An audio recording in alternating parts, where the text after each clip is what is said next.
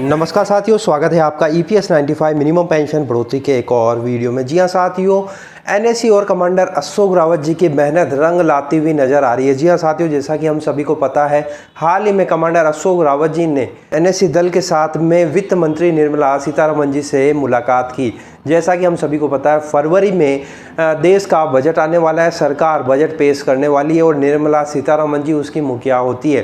साथियों, उससे पहले मुलाकात कर मिनिमम पेंशन 7,500 प्लस DA की मांग कमांडर अशोक रावत जी ने रखी थी। उसी मुलाकात का नतीजा अब ये निकल कर आ रहा है कि आम बजट में मिनिमम पेंशन बढ़ोतरी का मुद्दा शामिल हो सकता है और बजट में इसकी घोषणा भी हो सकती है। जी हाँ साथियों, यहाँ पर आप देख सकते हैं, प्रतिष्ठित अखबार में छपी खबर के अनुसार कर्मचारी संगठनों के वित्त मंत्री से मांग, बजट में अब भविष्य निधि में न्यूनतम पेंशन 7,500 प्रति महीने करने पर भी मंथन किया जा रहा है। जी हाँ साथियों, ये बहुत बड़ी अपडेट EPFO और वित्त मंत्रालय से निकल कर आ रही है। इसमें सबसे बड़ा हाथ श्रम मंत्री मनसुख मांडविया जी का है, जो लगातार प्रोएक्टिव होते हुए NSE दल से उन्होंने मुलाकात की और उन्हें लगातार EPFO ऑफिसर्स पे दबाव डालकर मिनिमम पेंशन रिवाइज करने का काम किया है। तो साथियों, अब आम बजट में हमें मिनिमम पेंशन 7,500 प्लस DA की मांग को मंजूरी देखते हुए मिल सकती है। तो साथियों, यहाँ पर आगे लिखा है कि कर्मचारी भविष्य निधि संगठन EPFO से मिलने वाली कर्मचारी पेंशन योजना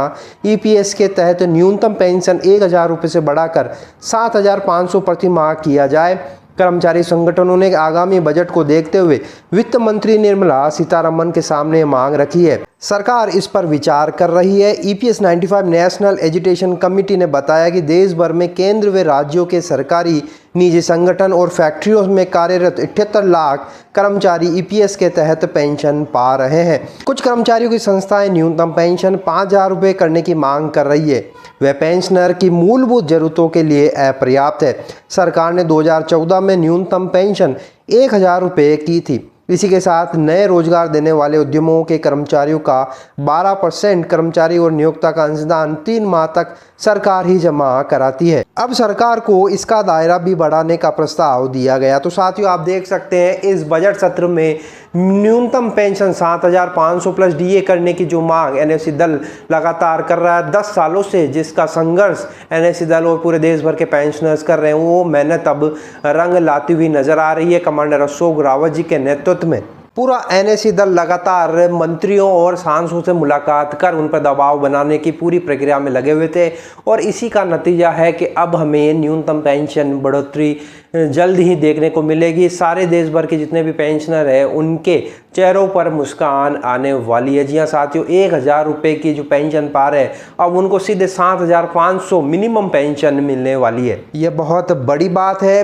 पूरे देश भर के पेंशनर जो लगातार संघर्ष कर रहे हैं, अब उसका नतीजा निकलने वाला है। तो साथियों, ये बहुत बड़ी अपडेट थी जो EPFO और वित्त मंत्रालय से निकल कर आई है, जिसको एक प्रतिष्ठित अखबार ने अपने अखबार में वरीयता दी है। इसके अलावा बहुत सारी और भी सरकार इस बजट सत्र में घोषणाएं कर सकते हैं, जिस पर आप देख सकते हैं आम बजट में देश के 16 करोड़ भूमिहीन किसानों को भी PM सम्मान निधि के दायरे में लाने का प्रस्ताव है और राशि को 6,000 से बढ़ाकर 10,000 करने पर विचार हो रहा है। सालाना 4.5 लाख रुपए तक पारिवारिक आय वालों को 10 लाख रुपए तक के एजुकेशन लोन पर 3% ब्याज सब्सिडी मिलती है। प्रस्ताव है कि 8 लाख रुपए तक आय वालों को 15 लाख तक का लोन दिया जाए। मांग ये भी है कि क्रिप्टो की आय पर 30% टैक्स लगाए, 1% TDS काटे, इसे एसेट क्लास माना जाए। इसके अलावा EV और ऑटोमोटिव सेक्टर के लिए खास घोषणाएं करने की भी मांग की जा रही है।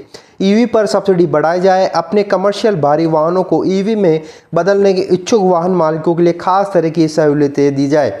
महिलाओं के लिए केंद्र सरकार को लाडली बहना जैसी योजना पूरे देश में लागू करने का भी प्रस्ताव दिया जा रहा है। तो साथियों, मेन महत्वपूर्ण जो पेंशनरों के लिए खबर है वह न्यूनतम पेंशन 7,500 प्लस DA की जो मांग लगातार कर रहे हैं, अब वो इस बजट सत्र में शामिल हो सकती है और बहुत ज़्यादा आशा है और चांसेस है कि इस बार के बजट सत्र में इसकी घोषणा भी की जा सकती हैं, क्योंकि स्वयं श्रम मंत्री मनसुख मांडविया जी ने एनएससी दल को यह आश्वासन दिया था कि 2 से 3 महीनों में आपका काम हो जाएगा।